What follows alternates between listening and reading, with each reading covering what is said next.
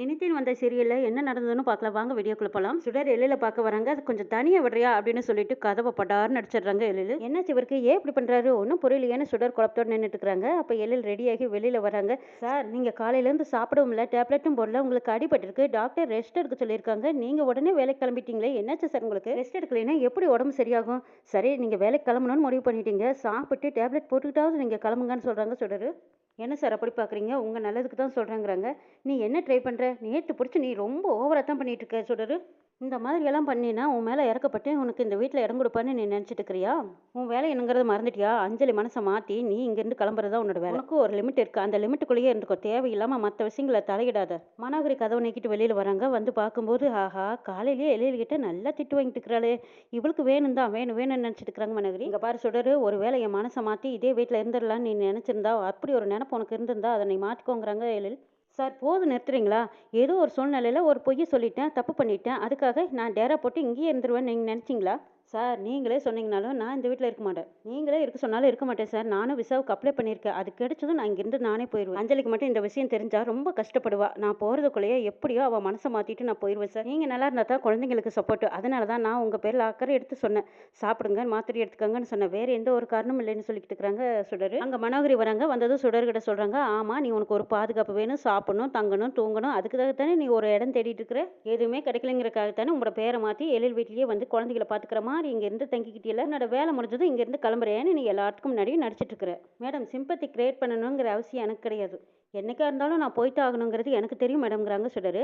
ஆமாம் குழந்தைகிட்ட வேற நீ ட்ராமா பண்ணி வச்சிருக்கிய. உன்னால் மட்டும்தான் அவங்கள பார்த்துக்க முடியும் உன்னால் மட்டும்தான் அவங்கள கவனிச்சிக்க முடியும்னு அவங்க கிட்ட நீ என்னமா நடிச்சு வச்சிருக்க. உன்ன மாதிரி ஆளுங்கள்லாம் எல்லாமே கண்டிப்பாக விட்டுட்டு போயிடுவீங்க. ஆனால் அவங்களாம் என்ன பண்ணுவாங்கன்னு கேட்குறாங்க மனோகரி. மேடம் நீங்கள் ஒன்றும் அதை பற்றி கவலைப்பட வேண்டாம். அவங்க எல்லாத்துக்குமே சாரை பற்றி நான் புரிய வச்சுட்டு தான் போவேன். ஆமாம்மா நீ எனக்கு புரிய வைப்பியோ எனக்கு தெரியல. எழில் இவ ஏதாவது ஒன்று சொல்லி இப்படி தான் ட்ராமா பண்ணிட்டு இருப்பா. இவ்வளோ இந்த ட்ராமாவெல்லாம் பார்க்கறதுக்கு நமக்கு டைம் இல்லை. எழில் ஹாஸ்பிட்டலுக்கு டைம் ஆயிடுச்சு வா போலான்னு கைப்பிடிச்சு கூட்டிகிட்டு போகிறாங்க மனோகரி. சுடர் அவங்க ரூம்லேருந்து வெளியில் வராங்க. கனகப்பாட்டி சோகமாக உட்காந்துருக்காங்க. வந்ததும் என்னம்மா ஏன் சோகமாக இருக்கீங்க வீட்டில் ஏதாவது பிரச்சனையா எல்லாருமே ஒரு மாதிரியாக இருக்கீங்களே என்னாச்சுன்னு கேட்குறாங்க. அதுவா அதெல்லாம் ஒன்றும் இல்லைம்மா அப்படின்னு சொல்கிறாங்க. இல்லைம்மா ஏதோ ஒரு மாதிரியாகவே இருக்கீங்க என்னென்னு சொல்லுங்கங்கிறாங்க. நாளைக்கு ஒரு துக்கமான நாளுங்கிறாங்க. எது துக்கமான நாளா அப்படின்னு சொல்லிட்டு அவர்த்துக்கே சுடர் கொண்டுக்கிறாங்க. என்னம்மா என்னென்னு எங்கிட்ட சொல்லுங்கங்கிறாங்க. நாளைக்கு இந்து நம்மளை விட்டு போய் ஒரு வருஷம் ஆகுதுங்கிறாங்க பாட்டி. அதை நினைக்கும் போது எங்களுக்கு ரொம்ப கவலையாக இருக்குது. இது வரைக்கும் கவலைனா என்னன்னே தெரியாத குடும்பம் சந்தோஷமா இருந்தோம். கவலைனா என்னன்னே தெரியாது எங்க குடும்பம் அவ்வளவு சந்தோஷமா இருக்கு. ஆனா கொடுக்கறது எல்லாம் கொடுத்துட்டு அந்த கடவுள் அப்படியே பறிச்சுட்டாரு. என்னாலேயே இந்த இழந்ததை தாங்கிக்க முடியல. குழந்தைங்க என்ன பண்ணுவாங்க எழில் தான் என்ன பண்ணுவாங்க. இவ்வளவு விஷயங்களை கடந்த எங்களுக்கு நாளைக்கு ஒரு நாள் கிடக்கிறது எவ்வளவு கஷ்டமா இருக்கு. ஆமா சொல்றாரு நீ ஏதோ சொல்ல வந்தீங்க என்ன விஷயம்னு கேட்குறாங்க பாட்டி. நாளைக்கு எனக்கு ஒரு முக்கியமான நாள் தான் நானும் வெளியில போயிட்டு வரலான்னு நினைச்சேங்கிறாங்க சுடரு. ஆமாம்மா எனக்கு நாளைக்கு விசா இன்டர்வியூவெல்லாம் இருக்குங்கிறாங்க. அப்போ உனக்கு விசா கிடைச்சா நீ எங்களையெல்லாம் விட்டுட்டு போயிடுவியான்னு கேட்குறாங்க பாட்டி. என்னைக்கா இருந்தாலும் நான் இந்த வீட்டை விட்டு போய்த்தனமா ஆகணுங்கிறாங்க. ஏன் எழில் திட்டினால தான் இப்படி ஒரு முடிவு எடுத்தியான்னு கேட்குறாங்க பாட்டி. அப்படியெல்லாம் இல்லை எனக்கு சர்டிஃபிகேட் கிடைக்கிறதுக்கு லேட் ஆயிடுச்சு இப்போ தான் எல்லாமே செட் ஆயிருக்கு. விசா மட்டும் கிடைச்சிட்டா நானும் அப்பாவும் ஃபாரின் போயிடுவாங்கிறாங்க சுடரு. நீ ஃபாரின் போயிட்டீங்கன்னா எங்களை விட்டு நீ பிரிஞ்சு இருப்பியோ என்னமோ தெரியாது. ஆனால் கண்டிப்பாக குழந்தைங்கனால முடியாது. முன்னால தான் இந்த கொஞ்ச நாளாவது அந்த குழந்தைங்க சந்தோஷமா இருந்தாங்க. ஆனால் நீயும் அவங்கள விட்டு போறேன்னு சொல்லும்போது அந்த குழந்தைங்க என்ன பண்ணுவாங்களோ தெரியல பாவம். இந்த விஷயம் தெரிஞ்சா கண்டிப்பாக அவங்க 4 பேர் வருத்தப்படுவாங்க. எனக்கு ஒன்று பண்ண முடியுமா நீ ஃபாரின் போகிற விஷயத்த குழந்தைங்கிட்ட சொல்ல வேண்டாம். உன் மூலமாவது ஏதோ கொஞ்ச நாளைக்காவது இந்த குழந்தைங்க சந்தோஷமா இருக்கட்டுங்கிறாங்க. சரிங்கிறாங்க சொல்லணும். குழந்தைங்க யார் மேலே பாசமாக இருக்காங்களோ அவங்க சீக்கிரமாக அவங்கள விட்டு போயிடுறாங்க. என்ன பண்ணுறது உன்னையும் சொல்கிறதுக்கு இல்லை. நீயும் உங்கள் அப்பாவும் நீ ஃபாரின் போடலான்னு முடிவு பண்ணிட்டீங்க. உனக்கும் உன் லைஃப் தான் முக்கியம். இந்த விஷயத்தில் யாரையும் குறை சொல்ல முடியாது. நீ நல்லபடியாக போயிட்டு வாமாங்கிறாங்க. இல்லை நாளைக்கு ஏதாச்சும் வேலை இருந்தால் சொல்லுங்க நான் வேணா போகலாம் அப்படிங்கிறாங்க. இல்லைம்மா எந்த வேலையும் இல்லை நீ போயிட்டு வந்துருங்கிறாங்க. சரின்ட்டு போகிறாங்க சுடர். இன்டர்வியூக்கு போகிறதுக்கு தேவையானதெல்லாம் எடுத்து பேக் பண்ணிட்டு இருக்கிறாங்க. அந்த பேக்கில் தாலி செயின் இருக்குது அதை எடுத்து பார்க்குறாங்க சுடர். இந்த தாலி என் கைக்கு வந்து நாளையோட ஒரு வருஷம் ஆக போகுது. நான் ஃபாரின் போகிறதுக்குள்ளேயே இது யாருக்கு சொந்தமோ அவங்க கிட்ட சேர்த்திடலான்னு பார்க்குறேன். ஆனால் முடியலையே. இப்போ வரைக்கும் இது யாரோடதுன்னு ஒன்றுமே புரியல. எங்கேருந்து ஸ்டார்ட் பண்ணுறதுன்னு தெரியலையே. எதை பண்ணுறதா இருந்தாலும் சீக்கிரமாக பண்ணிடணும். இதுக்கான நேரமும் கம்மியாக இருக்குன்னு ஒத்து பார்த்துட்டு இருக்கிறாங்க சுடர்.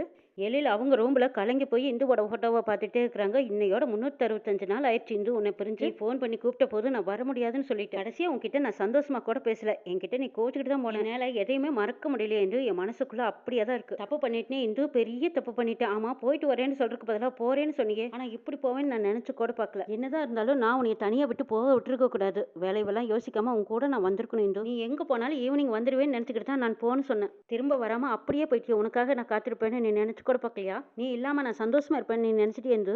என்னை தனியா விட்டுட்டு போக உனக்கு எப்படி மனசு வந்ததுன்னு எழில் சொல்லி சொல்லி கதறி அழுதுகிட்டு இருக்காங்க. நான் உன்னை எந்த அளவுக்கு மிஸ் பண்றேன்னு உனக்கு தெரியுமா? நம்ம குழந்தைகளை பார்க்கும்போதெல்லாம் உன்னோட முகம் தான் எனக்கு வந்துட்டு போகுது. என்னால குழந்தைங்க கிட்ட பாசமா இருக்கிற மாதிரி கூட நடிக்க கூட முடியல. ஹாஸ்பிட்டல் போனாலும் உன்னோட ஞாபகம் தான் எனக்கு இருக்கு. ரோட்ல, தெருவுல, வீட்டுல எங்க போய் பார்த்தாலும் உன்னோட சாயல இருந்தா உன் ஞாபகமா தான் இருக்கு. எல்லா இடத்துலயும் உன்னை தேடிக்கிட்டு தான் இருக்கிறேன் இந்து. இந்த அந்த அன்னைக்கு எழில் கிட்ட ஃபோன் பண்ணி பேசுனதை நினைச்சு பாக்குறாங்க எழில். அம்மா ஆசிரமத்துல இருந்து ஃபோன் பண்ணாங்க. இன்னைக்கு அவங்கள போய் நான் பார்க்கலான்னு நினைக்கிறேன்னு சொல்றாங்க. எனக்கு ஒர்க் வேற நிறைய இருக்கு இந்து.